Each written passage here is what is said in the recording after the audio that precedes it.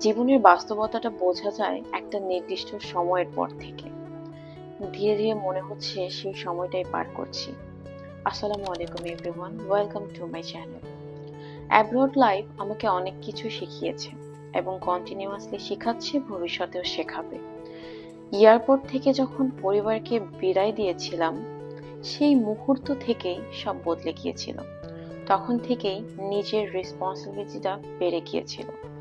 নিজের খাবারের ব্যবস্থাটাও এখন নিজে থেকেই করতে হয়। আর এর মধ্যে আরো কষ্টের কাজ হলো home shifting, that I never faced before. যাই হোক, আজকে আমি একটা নতুন বাসায় উঠেছি। আসলে বাসা চেঞ্জ করার যে কষ্টটা, সেটা আগে কখনো ফেস করা হয়নি। তবে বাসায় উঠে রুম থেকে এই ভিউটা দেখে কিছু মুহূর্তের জন্য যেন মনে হয়েছিল সব কষ্ট ভুলে গিয়েছি।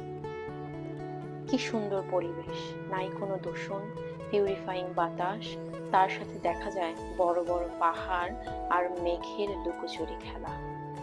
পরিবেশের এরকম মনোরম দৃশ্য দেখে যদি কারো মন খারাপও থাকে, মুহূর্তের মধ্যে মনটা ভালো হয়ে যেতে পারে।